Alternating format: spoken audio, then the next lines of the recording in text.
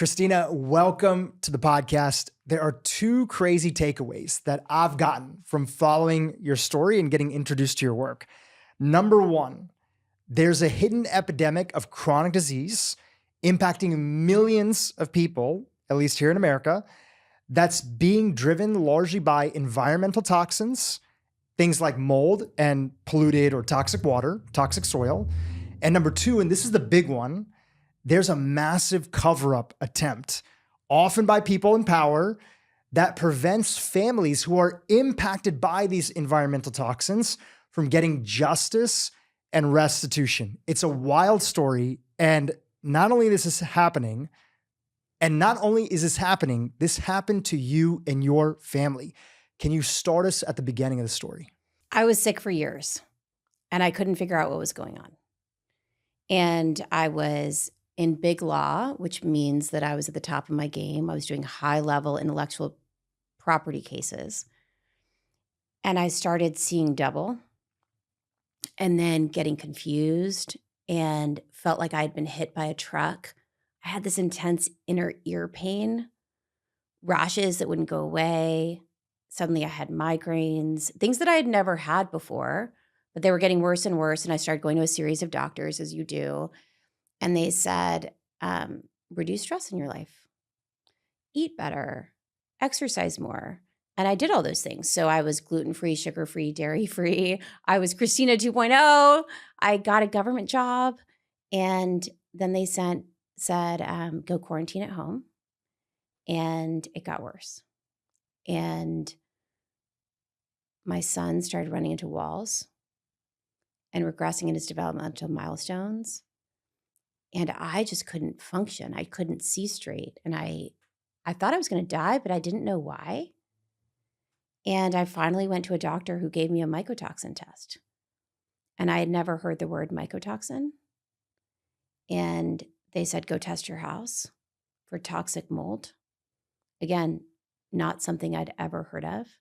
My husband and I have 5 Ivy League degrees between us. We had never heard toxic mold. We'd never heard Stachybotrys. And we can talk about that, but that's intentional, right? There's a massive cover up in this country and we didn't even know. We didn't know that this was a thing. And we started investigating and we found the tip of the iceberg and we got out. And it was a nightmare.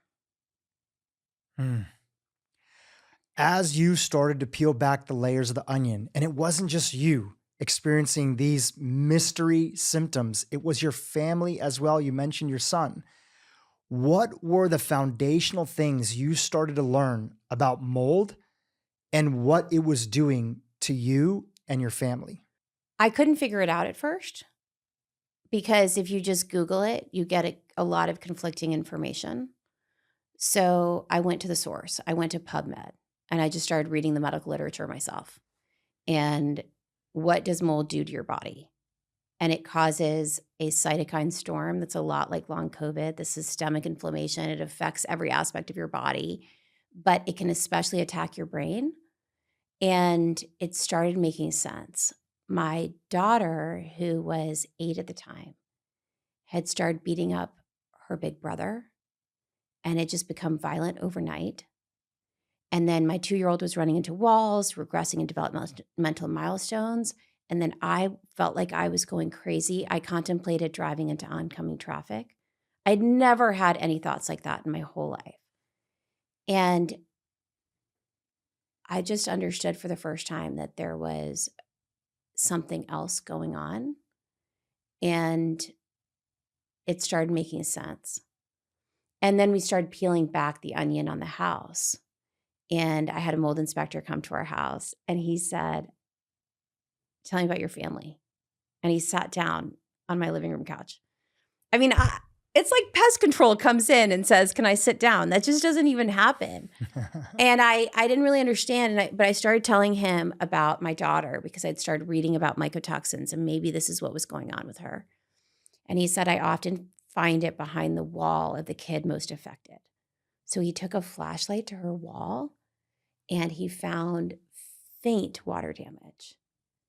And he took an air sample right next to the wall and he found Stachybotrys, which is a black mold. It's incredibly dangerous. It's used in biological warfare, I learned later. And we opened the wall and it was black. And a roofer had failed to flash the chimney at the roof. And so water had been coming into that wall for 9 years. Wow. My poor little girl was quarantining and was at home. Everyone was out of school.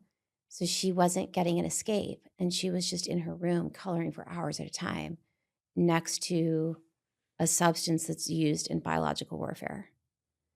And, it's heartbreaking because you have this guilt as a parent.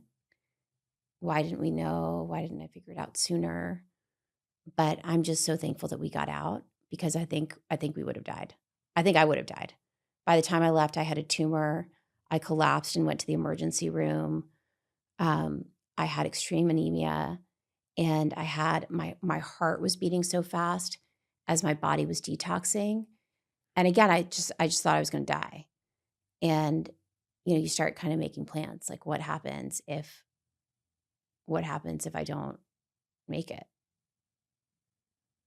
All the while you're living in this house, which was in Austin, Texas, thinking you've created a home, a protective, safe haven for your family. And little did you know, your house was actually poisoning you. And during that time, and we later got to tell this story to a jury, and we asked the jury, what does home mean to you? It means sanctuary, safety, comfort, family. Well, what did it mean to you during COVID? It meant health, oasis, protection. So we were in this home that was supposed to be keeping us safe at the time. I wouldn't let us go out to the grocery store. And we learned that it was our home that was killing us. Not this pathogen that was out there, but a pathogen that was right here. And we had nowhere to go. Because who's going to take a family of 6, 3 of whom have like serious neurological problems? I mean, my kids were not okay, and I couldn't just subject someone else to that. So we didn't feel like we had anywhere to go. And it's very confusing when you're in a house that's poisoning you because you don't want to believe it. And it takes you a little while to understand. You have to get out. You have to get out. And thankfully we did. And then I started building the case. And just for people who are following along, you're a lawyer. I'm a lawyer. And at the time, I was a personal injury lawyer for the first time. I had grown up in patent litigation, but when I started not feeling well, I went to the government, to the Department of Justice, and I was an assistant U.S. attorney. And I was doing personal injury defense for the United States of America. So I was on the defensive side, and I know a good case. I know what to look for. And here we were, a family of 6. We had lost our house and everything in it. And we had 6 very sick people because of the clear negligence of the builder, the roofer, and ultimately the HVAC company. They had created an incredibly unsafe house that was poisoning my family. And I learned later was intentionally defective.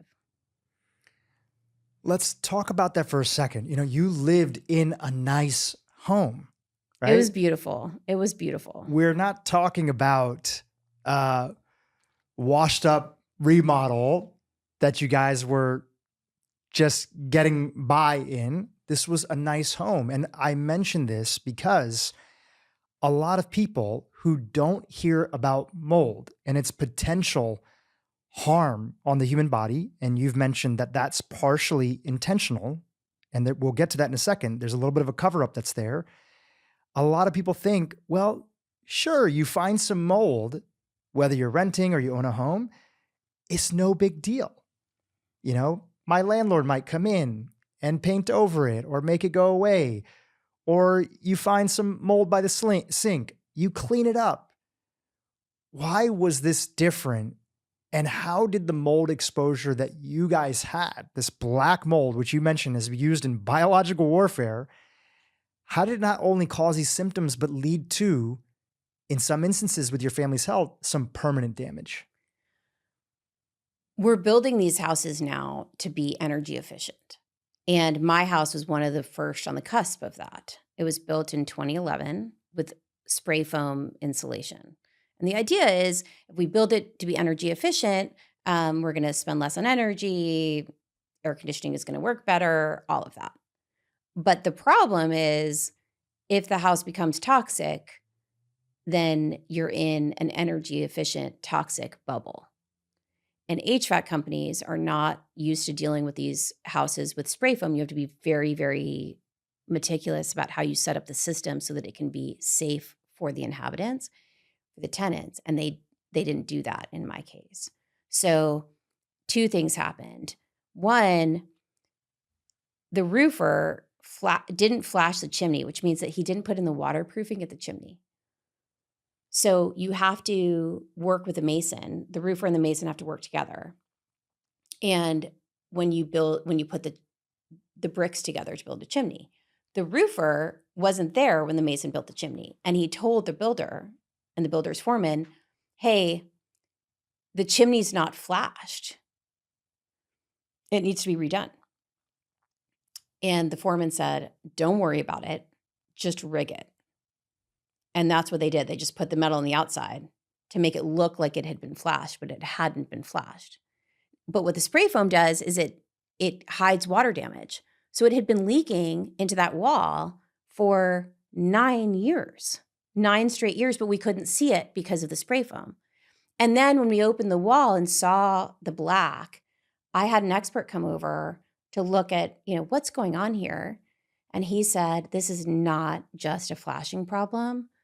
You have a humidity problem, because we learned that our HVAC had not been connected to dehumidify. So there was a wire that was intended to be connected so that it would have extra dehumidification, which is required in a spray foam house. And they hadn't connected it. So it was a combination of the roofer, the builder, and the HVAC that had created this toxic bubble that we were then quarantining in. And we are not alone.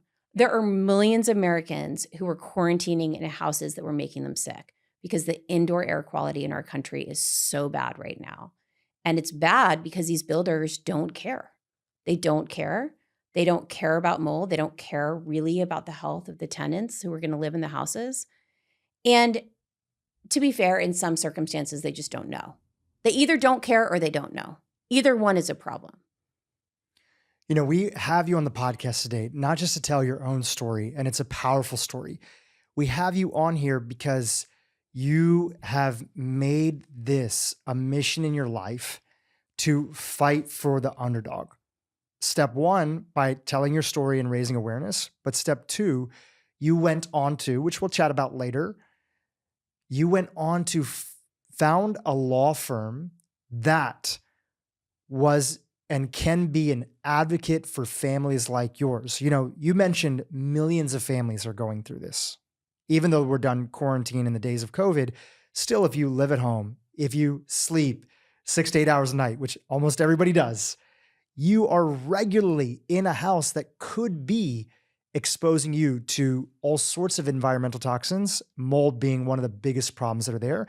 In fact, the World Health Organization estimates based on their guidelines that at least 1/3 of the buildings in North America have some form of significant mold exposure due to the way that we build. And those sound like conservative estimates to me. Just having friends, even in a place like LA that it doesn't rain that often, I know mold has been a big problem for a lot of individuals. So I'm highlighting because, number 1, anybody who follows along with this podcast is not only going to learn how to protect themselves and their family and what to be on the lookout for, but those individuals that have been impacted, maybe your law firm and what you guys are up to could be a potential advocate for them or a larger group that they're part of. Anything you want to add to that? We have to hold the builders accountable. We talk about how to make the world a safer place, and the jury system in our country is actually one way we do that. The jurors are charged with the safety rules in the United States, of enforcing the safety rules. And that's a privilege and an honor that a jury of your peers gets to do that. And so you and others and so many have been focusing on the health aspects and education aspects of changing the food and the environment we live in. But there's this piece that's missing, I think, or this piece to add to those tools, which is the legal piece, because the legal system is another way to advocate, to educate, and to bring accountability and change. So that's what I'm hoping we can add to the conversation. Let's talk about that accountability. Accountability in the legal system are often used and historically have been used in the face of a David and Goliath story, that there are powers that are entrenched who don't want to disrupt the status quo. Talk about the status quo that exists out there. That's part of what led to the unique circumstance where your family ended up getting sick. Well, there's a vast conspiracy, as there is so often in so many of these things. But what happened was in Texas, there was a case called the Ballard case. And there was a woman like me, Melinda Ballard, whose family got incredibly sick. She went on to win a case against the insurance company at a jury trial that awarded $38 million. Huge award. Insurance companies didn't like that. So they went and started excluding mold from their insurance policies. So now your builder's insurance policy doesn't include mold, which is the most catastrophic thing that can happen to a house.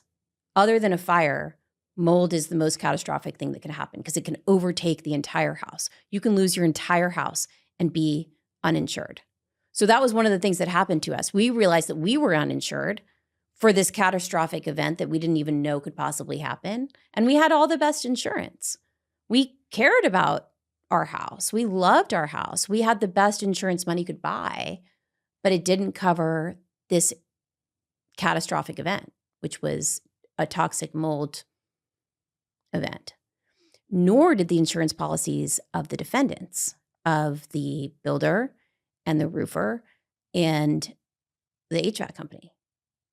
So you had this situation where no one's responsible because no one has coverage. So personal injury lawyers stopped taking these cases. And I couldn't find anyone to help me. I called around to Texas lawyers and no one returned my call. I was another lawyer. I was at the U.S. Attorney's Office. I was a smart, educated, I thought nice person, emailing them saying, hey, can you spend 15 minutes with me to talk about this kind of case? And they didn't return my emails, didn't return my calls. And one of them in San Antonio had mold on his website, but he said he did wrongful death cases. And I thought, well, surely he can talk to me. And he didn't return my call. And I emailed him, got his personal direct email. He didn't return my email. Didn't even have a paralegal call me back. And I just thought, you know what? He can take all the dead people. And maybe I'll start a firm and I'll represent the people who are alive, who need to recover. And I don't care if insurance companies don't cover it. I'm going to do it anyway. And that's what we did in our own case. We carried on. And they said, well, our policy doesn't cover it. I said, well, see you tomorrow. We've got a deposition on Tuesday. And we just kept going. And by the way, every one of those insurance policies ultimately ended up paying because they have to pay the lawyers. So these lawyers, these insurance lawyers, end up spending hours and hours and hours. They ring up this enormous bill. And then the insurance policy says that they're not going to cover it anyway. And then on the eve of trial, that insurance lawyer who's been paid hundreds of thousands of dollars to defend the case doesn't actually want to go to trial on the case because they know that you're going to win. So they ultimately end up paying anyway. It's the most insane system. And the insurance companies are one of the culprits. One of the other layers that it's part of this vast conspiracy is that I'll hear from people that, hey, I just moved into a place and I've had issues with mold in the past, but don't worry, they had an inspector go and look at the property, whether you're renting and it was inspected before you came in, whether you're buying and there was an inspector sent over by the seller's side, and the place got a thumbs up. There's no mold. Tell us why that is part of this conspiracy. Well, landlords don't care. They don't care. They want to make money. And they either, again, don't care or don't know. So when they are told that there's a mold problem, one, they've been brainwashed to believe that mold isn't real. So they haven't actually gone to the scientific literature and read PubMed like I have. So they think, well, this is just a crazy person who thinks that there's a problem and there isn't really. So they treat the person as crazy. That's one step. But then they'll come in and just paint over it. Or they'll call a mold inspector and the mold inspector will come and take an air sample in the middle of the room. And I'll be like, you're good. No worries. I love to take the deposition of that mold inspector. I say, now, sir, where is mold likely to be found? In the wall. Well, if you're looking for mold, are you more likely to find it close to the wall or in the middle of the room?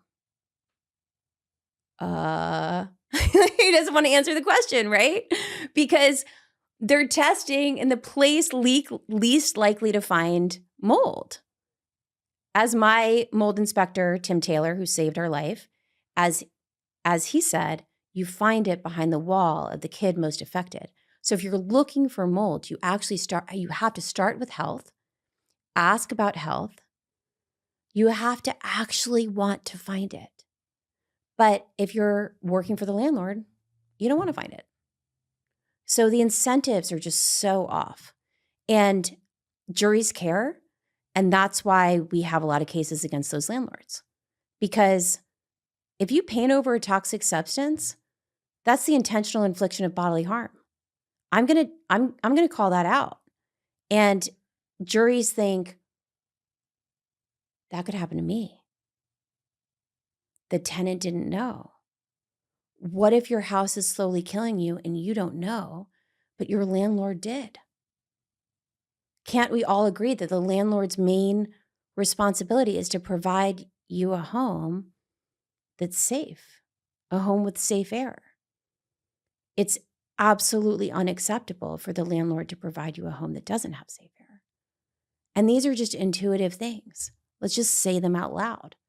And for reasons I've just explained, that no one has been saying it out loud in the legal context for a while now, and that has to change. Well, you've been a big part of that change. Give us a little summary of your final arguments to the jury and what helped them put themselves in your shoe, and what was the verdict in your case? Well, it was painful that I couldn't bring my own closing argument because I couldn't be a lawyer in my own case. So I had to watch Bob McKee and Kevin Terrazas do it, and they're fabulous lawyers.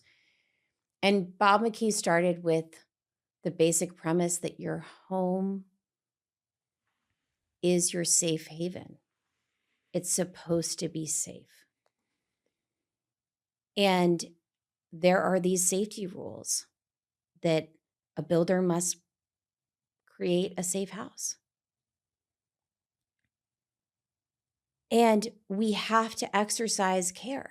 When we do something, when we undertake to do something, we have to do it in a way that doesn't cause harm to others. And what the HVAC company, because we ultimately went to trial against the HVAC company, what they did here was they knew in that case how dangerous mold was. And they knew that humidity could cause mold. And they didn't connect the dehumidification system. And then they came to trial and tried to blame it on the victim. And that didn't go well. And the jury believed, the jury saw right through it and saw that this HVAC company hadn't connected the wires properly and had caused harm. Now, was that intentional? No, a lot of this is not intentional. Some of it's intentional. If a landlord paints over the toxic substance, it's intentional. But often it's negligent. And here it was gross negligence. And I will never forget, we're sitting in the waiting room, and of course, dying for that verdict to come back. And the jury sends back a note. And the question was, is incompetence a deceptive act, according to the jury instructions? I ultimately, the jury determined yes. They found the defendant liable for gross negligence and found that was, in fact, that their conduct was a deceptive act. And it was a beautiful thing. It was a really, really beautiful thing. And the defendant's closing was also really telling. The defense said, the Baehrs are clearly, he didn't say rich, but he basically said they have resources. And when something happens to you, you need to be thankful for what you have.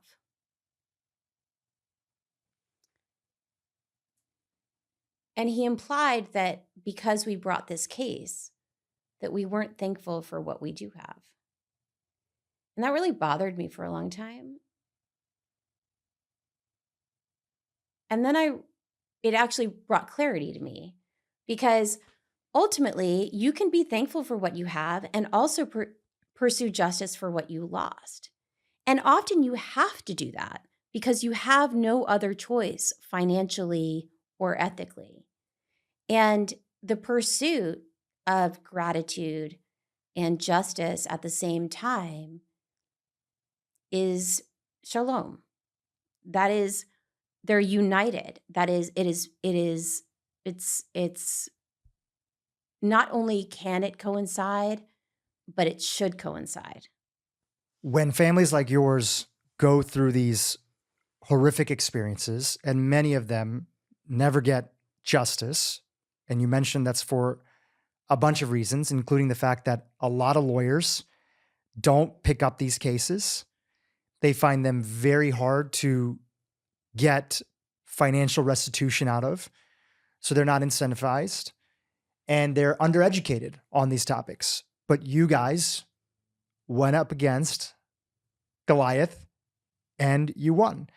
Now, part of this is also trying to get some finances out of the parties that are responsible, because your life has been upended by this. And the secondary aspect, so besides justice, and sometimes justice takes a financial reward to make up for all the losses that are there. I don't know the details of exactly your case, but I'm sure you had so many expenses getting out of the house, staying somewhere else, finding a new place, not to mention the thousands, maybe hundreds of thousands of dollars that were spent on your health. And luckily you guys had some of those resources, but for any family, that's going to be a big financial impact. So this is recouping time, effort, money that was spent to get you healthy and safe, but it also lets other people know, and it places companies on notice that, hey, you can't just hide from this. So what was the financial judgment in your case, and have you seen that set new precedent in the law? It was $3.1 million, and it has absolutely set precedent because injury is hard to prove. And in our case, our judge would not even let us bring an injury case. So we showed up with the best experts in the field, and she wouldn't even let us do it. We could get into that. But what my case showed is, so be it. We won anyway. We had $1 million in damages, economic damages. We lost our house and everything in it. We spent $700,000 trying to fix the house because we found more and more and more. We were so bankrupt that my father-in-law took out a loan on his house. I mean, we borrowed all the money we could, and then our family borrowed as much money as they could to help us get well. And I say that when you're in this place, you spend all that you have getting well. It doesn't matter how much money you have, you spend it all getting well because you are desperate to get well. And I called my firm Just Well because I just want people to be well. And that's what I said at the time. And that's what all my clients ultimately want, is just to be well. So that's the financial piece of it. Why my case really matters in the world is that we showed that juries care not just about the injury, but about the bad acts. Their job is to enforce the safety rules in this country. Their job is to make sure that the companies are on notice that they have to exercise good care, right? If there is a dehumidification system, you have to connect the wire. And if you don't, you're going to be liable for whatever happens after. That's responsibility. That's the way the world should be. And that's what juries are going to do. So in all my other cases, we're proving injury, right? There's no other case where we haven't proven injury. We're always proving injury. But I get to say to defendants, okay, you think we have a causation injury problem? Sure. If a jury in my case gave $3.1 million for not connecting a wire, what's a jury going to do in your case when you came in and painted over a toxic substance, or you took off the vent of an HVAC system and you cleaned it in front of the clients and you said, it's perfect now, don't worry, and you put it back, knowing full well that behind that vent was a system full of toxic mold? Those are the kinds of cases I have. So, bring it is kind of our attitude. Bring it. Whatever you have, bring it, because we will hold these companies responsible and we will get compensation and recovery for our clients. Tell us about what it was like to hear that jury verdict on your end. It was such a relief. It was such a relief to be believed. That's ultimately what it comes down to, because these defendants, whoever they are, honestly, and we can talk about the government too, which is part of the problem, but these defendants make you feel like you're crazy. They hired an expert to say that I had a somatic disorder. I've never had I've never been they hired, Evan and I went to Princeton. They hired a Princeton PhD to say that my parenting was unconscionable and that I should have had my daughter admitted to a psych institution. But they didn't end up bringing any of those people to trial. And at trial, I will never forget when opposing counsel, this very cocky jerk, pulls up our map of our diagram of all the mold in our house. We basically took a floor plan. We labeled all the places where there was mold. I'll show you a picture. And he put it up there and he said to the jury, I'm not going to tell you that there wasn't mold in the house. And he used my diagram to say that. Because when it comes down to it, when the rubber hits the road, they can't look at the jury and lie. They can't take that evasive cover-up approach. They're not going to get up there and actually say that the victim has a somatic disorder. But they're going to do it every day until the end. So this notion that the jury believed us, was everything. And that's what I try to give to our clients, this notion that you're believed. You came to the right place. We believe you. It starts with that. To pull on that thread of belief, at the beginning of your journey, you had doctors, again, many well-intentioned, but undereducated on the impact that mold and other environmental toxins can have on the body. They didn't believe that something was going on. They said you were stressed, that you were depressed. Again, they were doing the best that they knew, and they were undereducated. And that's really goes to our larger medical system and getting the word out about mold, which this podcast is doing, many other podcasts that you've been on are doing as well. And then you go to court. Even before that, I'm sure you tried to have discussions with the parties that were responsible, the roofers, the HVAC, the builders, and you weren't believed there. And then finally, to have a jury of your peers say, not only do we believe you, but you've been wronged and we need to make this right. I can feel the relief, just as you explained it. But the other thing that was there is I saw an Instagram video that you made where you were talking about the verdict that was given to you and your family and how the opposing counsel had said, you know what, sometimes things happen in life that are bad and we need to pick ourselves up and be grateful. You hinted at it a little bit earlier when you were talking about this. And you said, I am grateful because even though all these other people didn't believe me, you had to build your own almost underground network and team to not only believe you, but show you that you weren't crazy by pointing to the evidence that was there.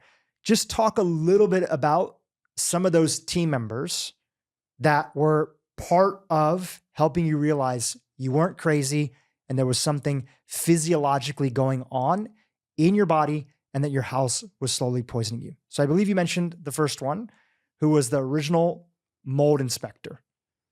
Well, the first one was the doctor her name's Gabriella Picardo, Dr. Picardo in Austin.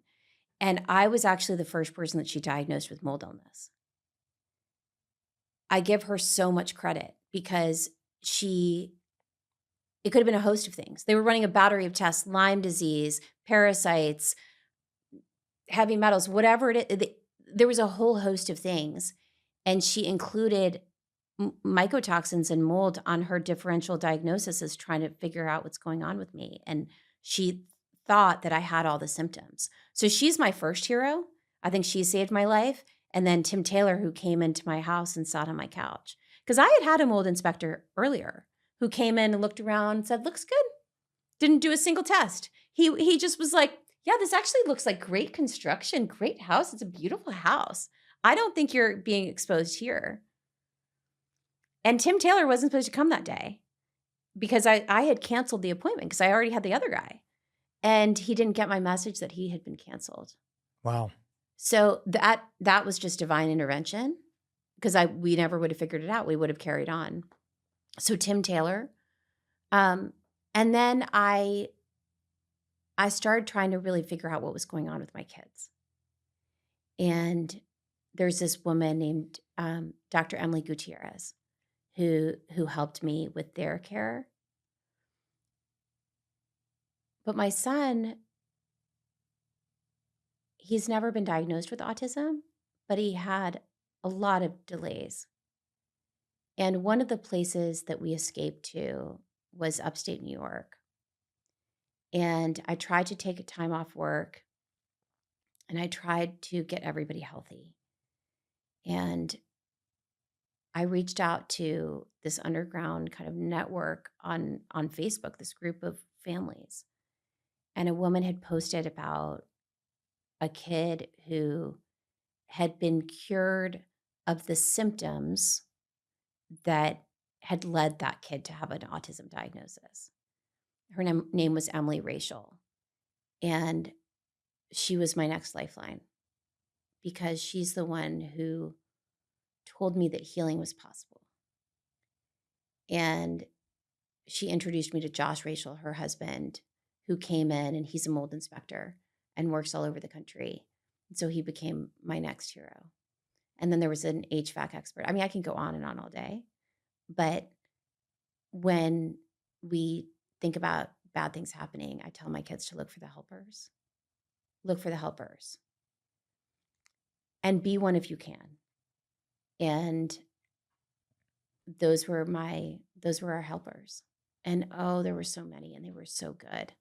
They were so good. Bob McKee was a lawyer in Florida. Again, I couldn't find anyone in Texas who knew anything about this. Kevin Terrazas is a great Texas lawyer, but he's not a personal injury lawyer by training. And I paid him hourly. as a friend to do this with me. But Bob McKee was the only other mold experienced lawyer who took my call, and he just consulted for free. And he just picked up the phone when I called, whenever it was, and he would talk to me for an hour about whatever was going on in the case. And ultimately, I invited him to join our team. But there was a long time in there where he was just doing it for free. Mm. And that's what it was. It was this village of people who cared about our family. And when this happens to you, and toxic exposure generally, this is my other cases too, you become part of a club that you never wanted to join, but there are people who cannot wait to help you.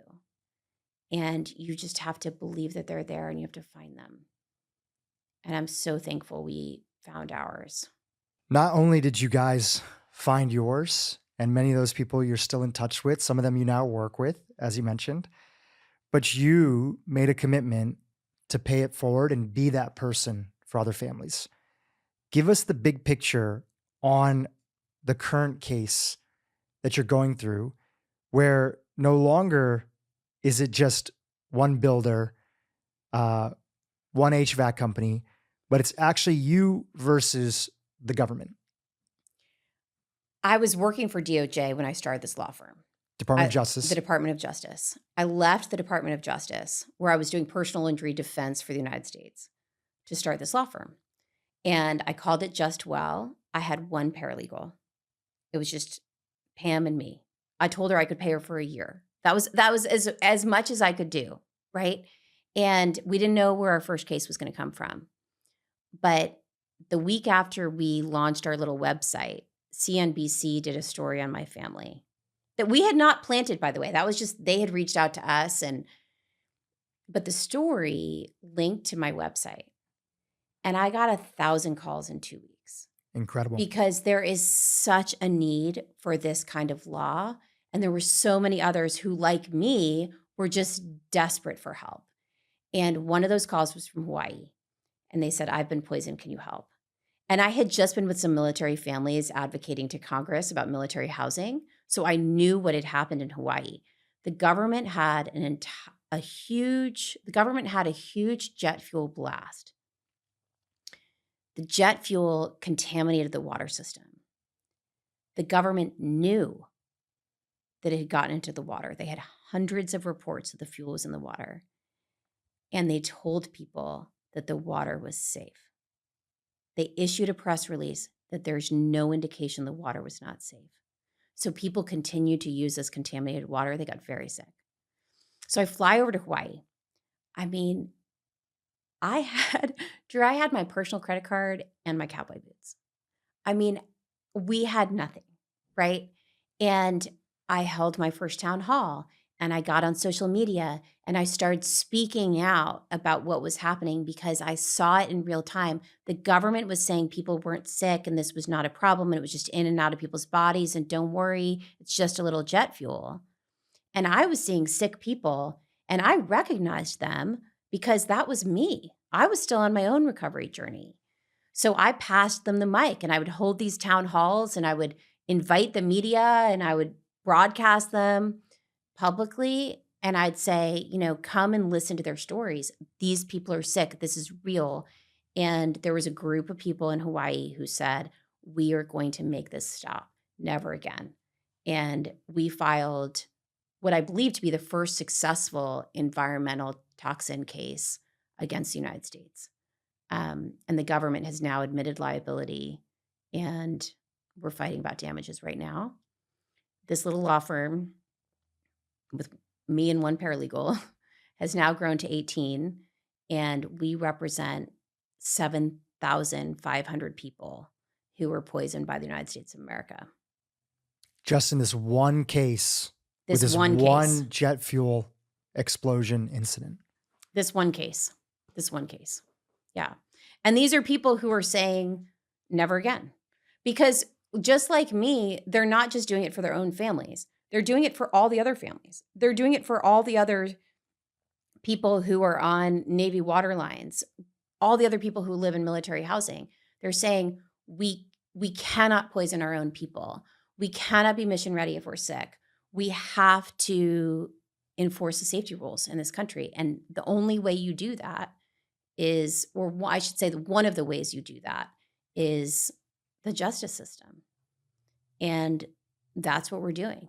And we're going to change the system. You talked about how your own health was impacted by exposure to environmental toxins, specifically mold. Are there stories that came back to you about these families and what was happening with them with this exposure to the contaminated water that you had mentioned that the government knew that they were exposed to from this jet fuel blast? We talked earlier about the cytokine storm that happens when you're exposed to toxins.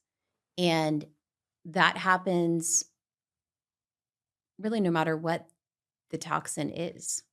So yes, it's a little bit different if it's jet fuel or if it's Roundup or whatever it is. There are slight differences, but ultimately it's that same chronic systemic inflammation that occurs and it attacks the brain.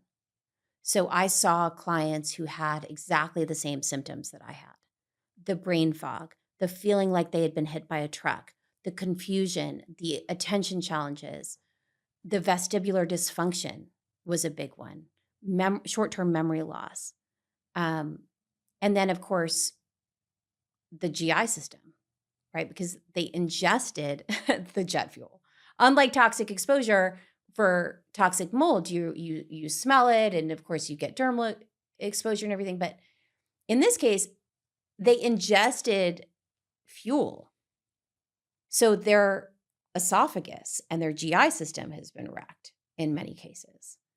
And then they had babies with burns. There were military officers on November 28th of 2021 texting pictures of babies with severe burns or rashes and receiving hundreds of reports of fuel in the water. People called from all over the waterline. And yet those same people issued the press release that said there's no indication the water is not safe.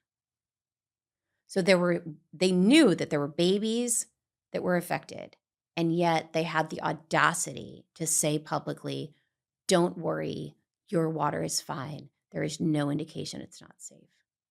It's outrageous, and we have to hold them accountable, and we can't continue to gaslight our people. If you watch the news or the tweets from politicians and legislators, you would feel that there's nothing more patriotic than having the backs of our military and military families. What circumstances led to the situation that the government would say, knowing that it wasn't true, that the water was safe? Every institution wants to protect itself. You saw that with the insurance companies. They go into self-protective mode.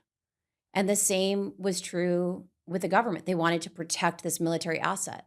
To them, the asset of the jet fuel tanks, this facility called Red Hill, was more important than the people. Just, that's the answer. They had to protect itself. The government had to protect itself. The Navy had to protect itself. They didn't want people to know that there had been this huge blast, which was, by the way, because of their own negligence, because of their own failures. They wanted to protect their own reputations, and they wanted to protect the asset. And ultimately, asset over people is what it came down to. And I've had the benefit, the pleasure, really, of deposing all these government officers, many of them, and deposing. I've had the pleasure and benefit of deposing military doctors and good people who work for the government. And if you ask them, do you agree that if the government provides water, it must provide safe water? They'd all, of course, yes. Do you agree that if the government contaminates the water, which it should never do, see the first rule, it must let you know right away, must let us know right away to protect all of us from mayhem, illness, cancer, death? Every one of them, of course. Well, the government was providing the water. There was fuel in the water. The government contaminated the water and then didn't tell people not to use it. This case is not rocket science. It's and for that reason, it's such a blessing to be a part of.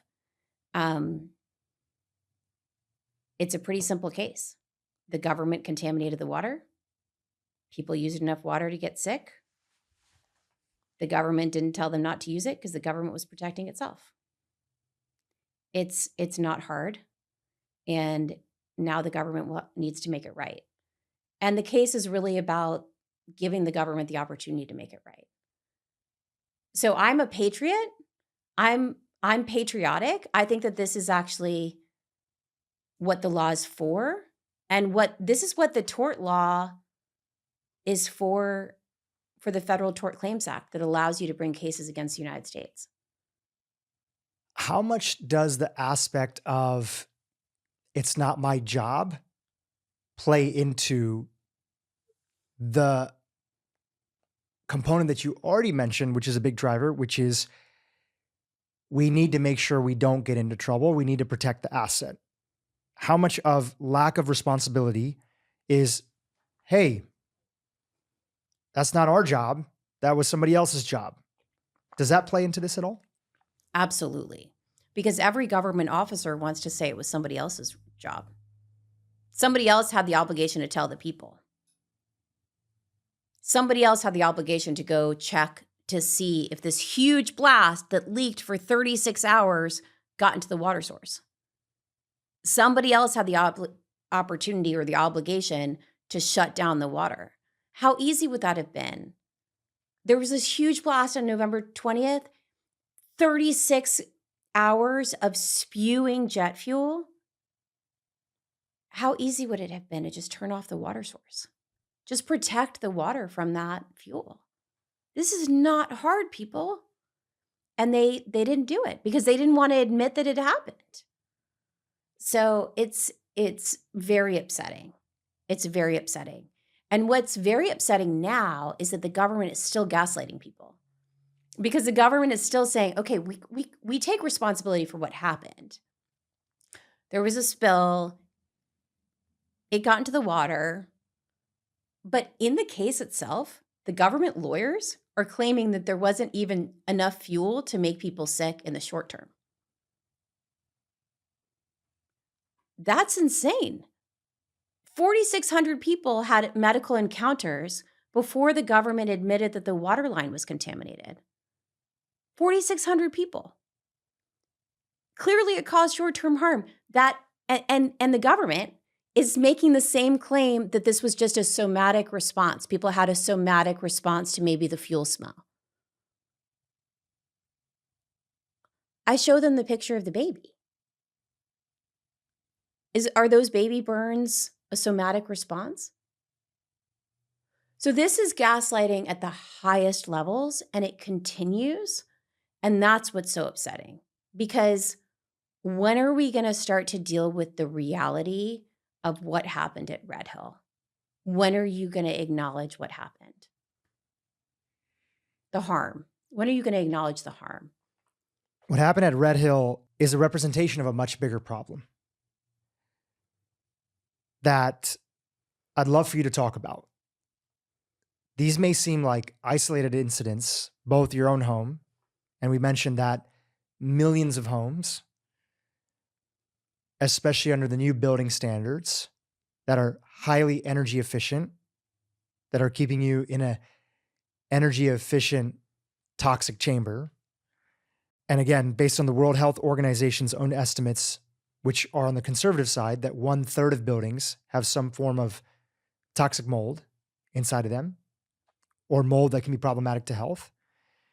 In that same way, there are also potentially other military bases and housing bases that have their own challenges. Can you talk a little bit about this case and how it's really a canary in the coal mine of what's going on out there? Well, the Secretary of Defense was asked about mold and housing. You know what he said? I don't have a mold problem. I have a soldier problem. He blamed it on the people who are sick. So this is coming from the very, very top. And there's this sense of, well, these people are a little bit crazy. That's what it is. These people are just making a mountain out of a molehill. They're somatic. We cannot be mission ready in this country if our military and our military families are sick. We have a war in Israel right now. The Middle East is we're on the precipice, right? We have to have a fit and healthy military. And they cannot be fit and healthy if we are poisoning them. This is not rocket science. They need, at the minimum, clean air and clean water. That is a basic human right for all of us, but it's especially essential for our military and our military families. And it's a problem on every military base, either the water or the air or both.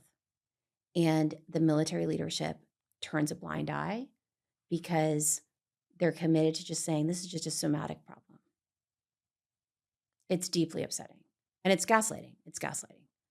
But what I am trying to do is point to the facts. And in Hawaii at the time, I would hold these town halls and I'd invite the media and I'd pass the mic to my clients, hear from them directly, because they can no longer be silenced. And that's what we need to continue to do. Tell the stories, but also provide the actual evidence in the medical literature. And for mold in particular, I went to PubMed, right? There are 2022, 2021, 2023, I'm sure there are going to be 2024 peer-reviewed articles about the dangers of toxic mold and toxic water.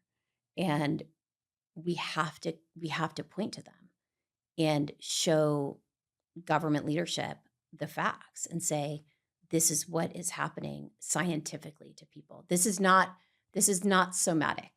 This is real. After MSNBC did that story on your family, you had mentioned you got a call, and one of those calls led you to be an advocate and represent the families that are part of this case in Hawaii. Since that time period, you guys have expanded the type of cases that you're going to be involved in, and you're spreading the word. And part of that is coming on this podcast and telling your story, which is exciting for me because so many families truly feel like there's no hope and they don't know who to turn to. They don't know what resources are out there for them. And they end up suffering in silence and sort of giving up on having anybody be accountable if there was somebody to be accountable. Give us an idea, just big picture, of some of the other areas that you guys will be tackling. I want to help anyone who is sick because somebody else made them sick, right? Somebody else made a choice that led to, and mostly families, to this family becoming sick, right?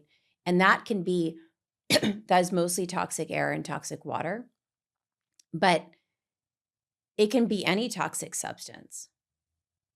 It can be red food dye, right? I want us to hold the companies accountable for poisoning our bodies, whatever that is. And what we're finding when you dig in is that these companies know. Almost always they know. Whether it's the government or whoever it is, whoever the wrongdoer is, whether it's a company or the government, they know what they're doing. And we need to say, as a society, no more. You cannot get away with it anymore. You cannot make this financial calculus that you're just going to do it anyway, because we're going to be there. And we're going to be there. This is how my firm is changing it, okay, in the day, you would tell clients, don't go on social media. Don't be careful what you say. Don't put yourself out there. I'm like, here's a mic. Here's a connection to Fox News. Here's, CNBC. I want my clients to tell their stories because that's one way we bring accountability. That's why I believe that's why the Navy is now defueling that Red Hill facility, because the public got involved.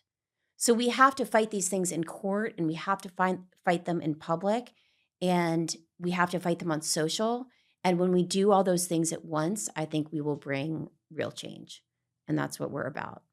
But if you're listening and you're affected by really anything, we're committed to answering your call, because no one returned my call. So we have this philosophy that we will return your call no matter what, no matter where you are, no matter what you're faced with. We will point to resources if we can help. We will refer to other lawyers if we can. We want to raise up a network, an army of lawyers to take these cases for people who have been harmed by environmental toxins or others. And we want to help. Well, Kristina, even coming on this podcast and sharing your story and putting yourself out there and talking about what you and your family have gone through is, again, a big help for so many people who are listening. I can't tell you how many people I personally know that never felt that they had anywhere to turn to. And maybe for a combination of different reasons, their case may not be the right fit.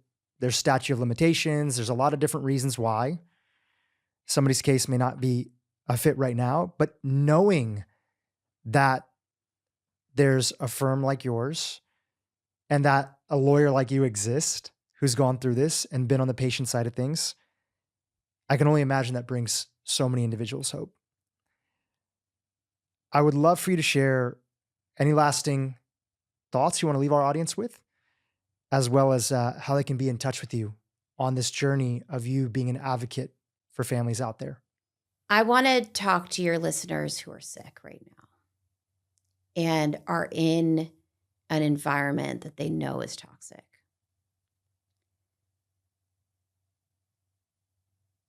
Whatever you do, get out. Because the number one thing that you can do for your health is to get out of the contamination. And I have a client who did not leave the house I told her to leave, and she died at the age of 31 in the house I told her to leave. Environmental toxins are very dangerous, and they can kill you ultimately. So do not subject yourself or your family to toxic water or toxic air. It will slowly kill you, or it'll leave you close to dead. And my prayer for you, if you're in that place, is that you would get out, that you would get help, that you would find your helpers, and that you would get well.